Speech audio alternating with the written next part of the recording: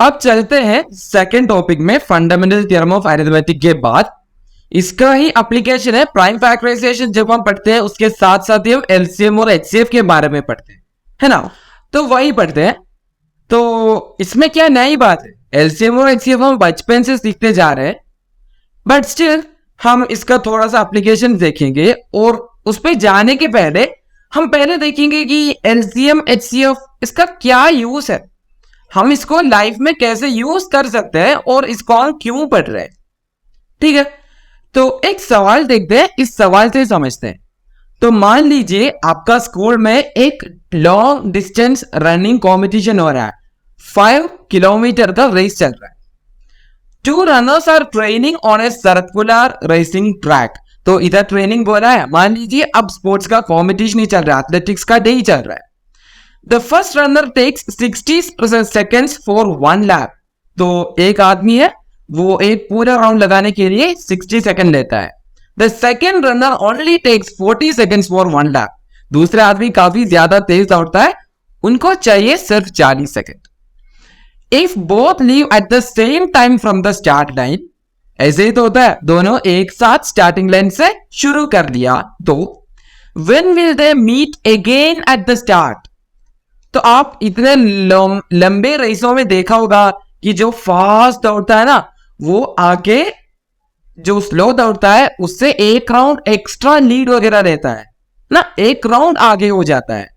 वो होंगे दोनों सेम पोजीशन पे, बट एक बंदा जो तेज दौड़ता है वो एक राउंड एक्स्ट्रा लगाया होगा।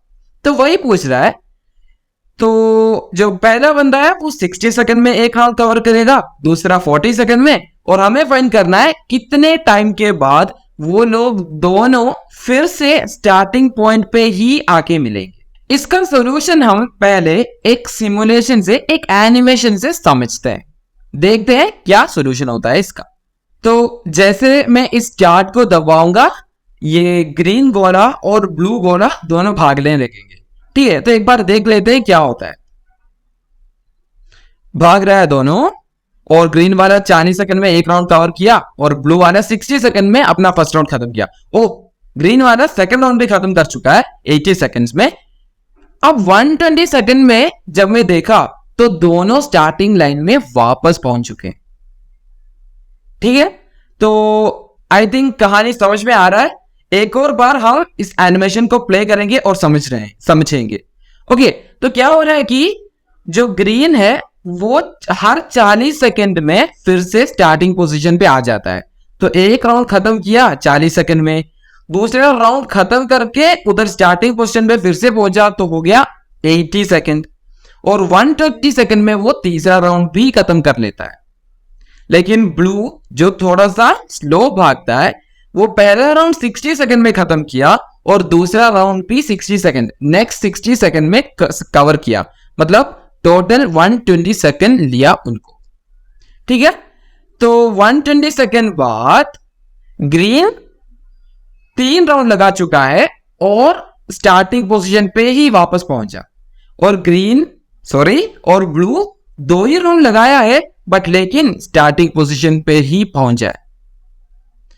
तो हमारा जो सवाल था, कब वो लोग नेक्स्ट साथ में स्टार्टिंग पोजीशन में आ जाएगा, उसका आंसर हमें मिल गया 120 सेकंड।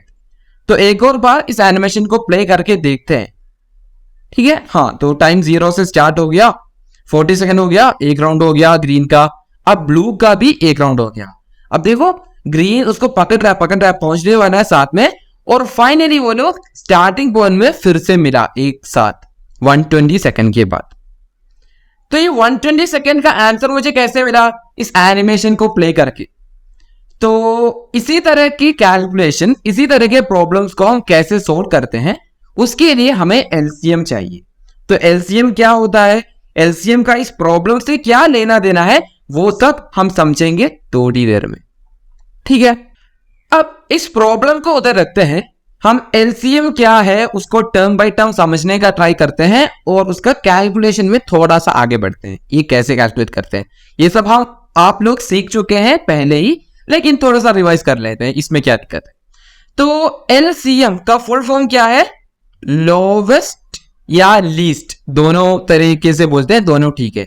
लीस्ट कॉमन मल्टीपल या लोवेस्ट कॉमन मल्टीपल। मतलब अगर हमें दो नंबर्स को कंसिडर किया, इधर एक है 5, दूसरा है 3, इन दोनों के लास्ट टर्म क्या है इसका नाम में मल्टीपल, तो इनके मल्टीपल्स को देखना है। तो 5 का मल्टीपल्स क्या क्या होगा, 5 हो गया, 10 हो गया, 15 हो गया, 20 हो गया। तो मैं 5 को 1 से 2 से 3 से 4 से 5 से ऐसे मल्टीप्लाई करते रहेगा तो मुझे 5 का अलग अलग मल्टीपल्स मिल जाएगा। तो मल्टीपल्स में इधर लिखा हूं 5, 10, 15, 20, 25, 30, 35 ऐसे जाते जाते 75 तक मैं कुछ मल्टीपल्स ऐसे लिख रखा हूं, 15 मल्टीपल्स लिख रखा हूं। ठीक है, अब 3 का मल्टीपल्स भी नीचे लिखा है, 3, 6, 9, 12, 15, 18, 21, 24 ऐसे चलते चलते 45 तक जा रहा है। ठीक है, तो मल्टीपल्स क्या है ये तो हमें पता है, 5 और 3 के मल्टीपल्स हम लिख भी लिया है। अब हम थोड़ा सा और पीछे चलते हैं उसका नाम पे, एलसीएम के नाम में।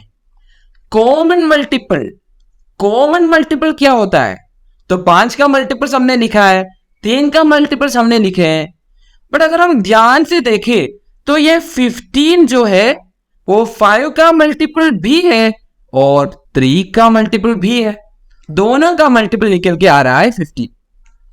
और हम 30 को देखेंगे वो भी वैसा ही है, दोनों के फैक्टर से या दोनों के मल्टीपल है।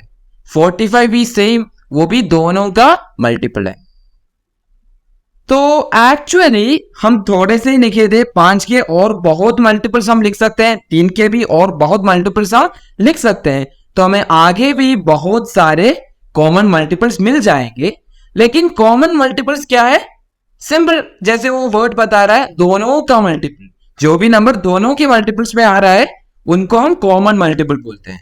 तो कॉमन मल्टीपल्स क्या क्या आ रहा है, 15 है, 30 है, 45 है, और फिर और चलता रहेगा, और बाद में भी और बहुत नंबर्स आने वाला है। आपको ये पैटर्न देख के समझ में आ ही गया होगा कि नेक्स्ट 60 आने वाला है, फिर 75 आने वाला है, ऐसा और आते जाएगा। तो सारा तो मैं लिख नहीं सकता क्योंकि इनफाइनाइटली में नहीं है, तो हम अभी के लिए इतना ही लिखते हैं। ठीक है, तो ये हो गया कॉमन मल्टीपल। अब चलते हैं लोवेस्ट या लीस्ट, इसका मतलब क्या है, सबसे छोटा वाला। तो ये जो कॉमन मल्टीपल्स है ना, उनमें से सबसे छोटा वाला जो भी है उसको हम बोलते हैं लोवेस्ट कॉमन मल्टीपल या लीस्ट कॉमन मल्टीपल या एलसीएम। तो एलसीएम, कुछ नंबर्स के एलसीएम हम कैसे निकालेंगे, आसान है, सब मल्टीपल्स हम लिखेंगे, उनमें से सिर्फ कॉमन मल्टीपल्स उठाएंगे और उनमें से सबसे छोटा जो है वो ले लेंगे, वो होता है लीस्ट कॉमन मल्टीपल या एलसीएम। तो मिल गया, हमारा एलसीएम है 15।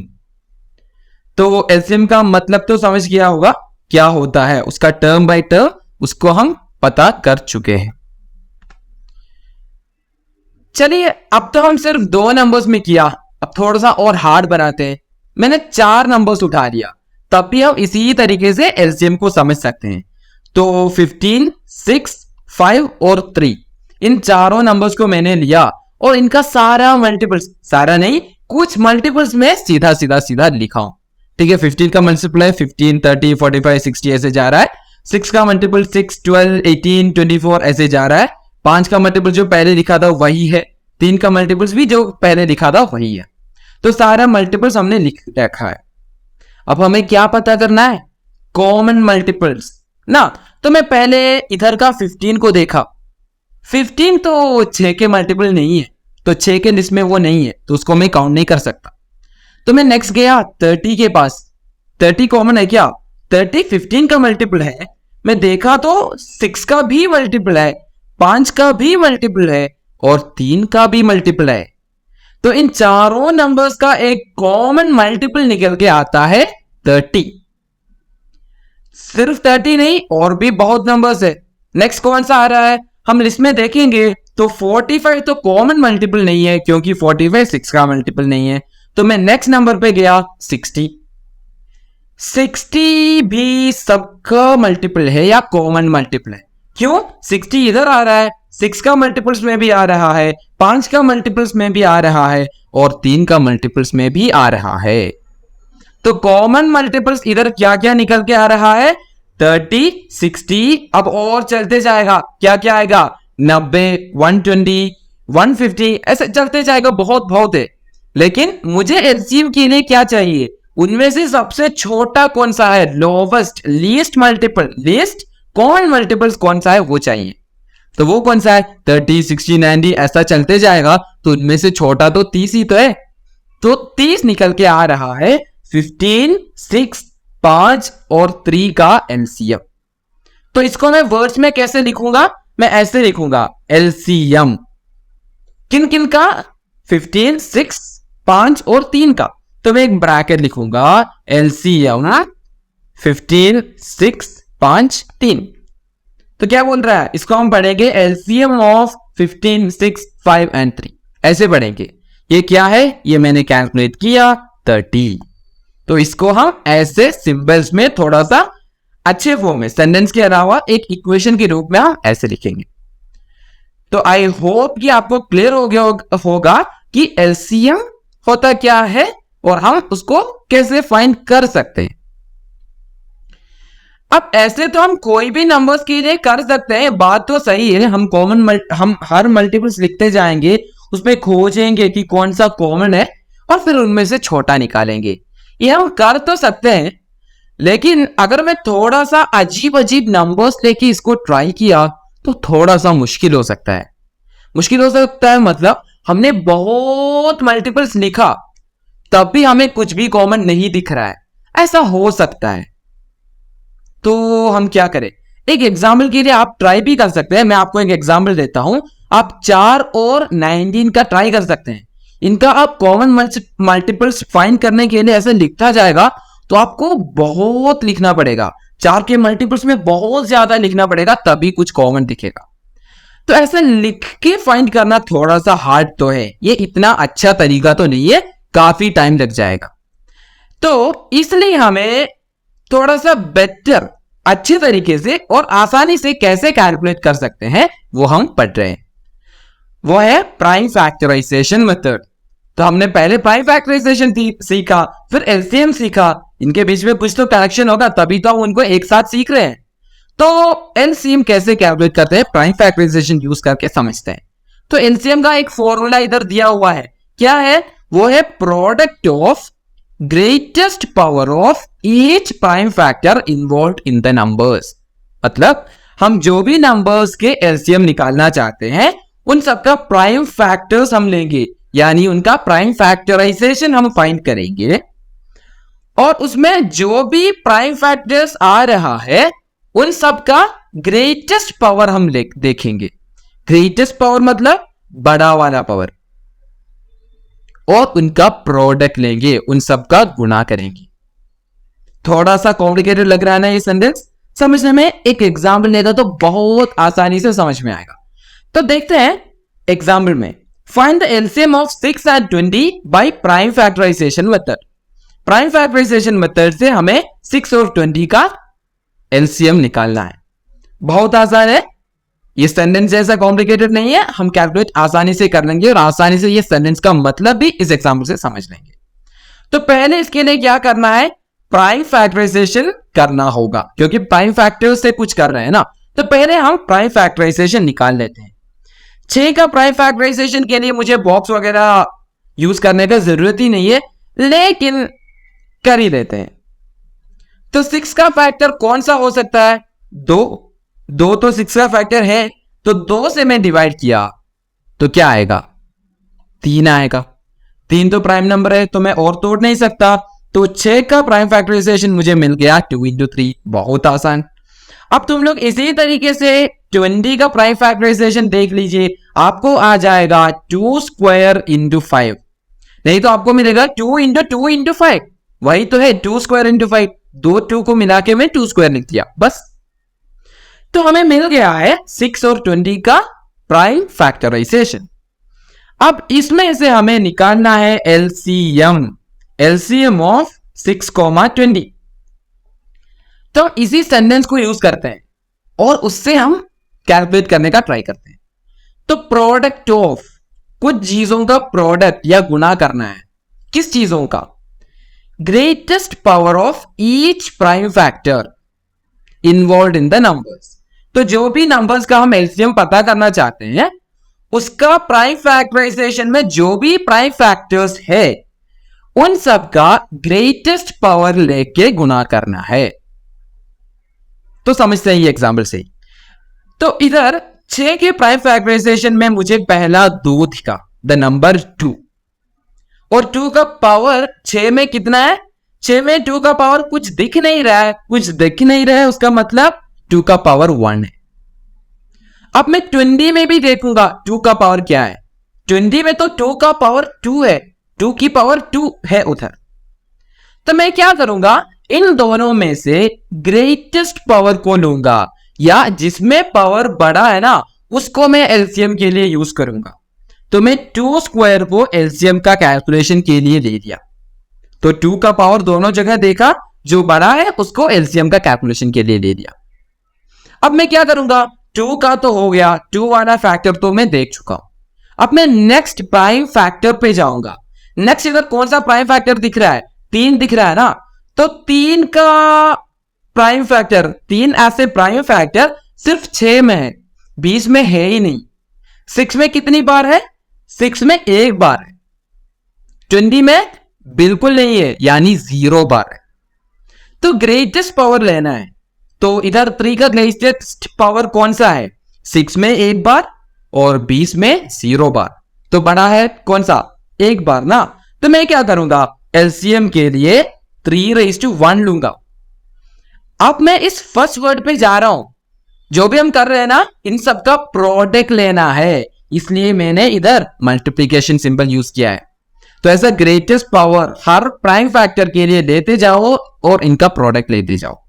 तो 2 स्क्वायर इंटू 3:1 हो गया। तो 3 को भी मैं कंसिडर कर चुका हूं। अब कौन सा प्राइम फैक्टर बचा है? 5 बचा है ना। तो 5 सिर्फ 20 में है, इसका मतलब 20 में 5 का पावर है 1, 1 5 है, और 6 में 5 है ही नहीं। तो ग्रेटेस्ट पावर कौन सा हो गया? एक जगह 0, एक जगह 1, मतलब ग्रेटेस्ट पावर हो गया 1।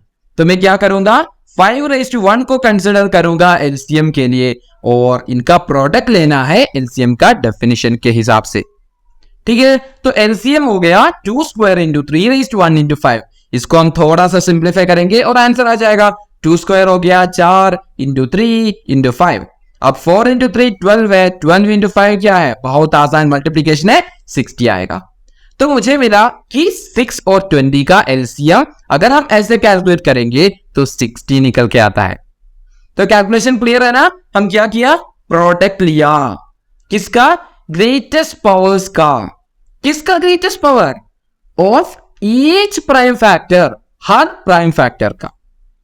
तो हमें क्या करना चाहिए, प्राइम फैक्टराइजेशन मेथड से एलसीएम निकालने के लिए हर नंबर के प्राइम फैक्टराइजेशन निकालो, हर प्राइम फैक्टर का बड़ा बड़ा पावर्स ले लो और उनका प्रोडक्ट ले लो। ठीक है, क्लियर है ना।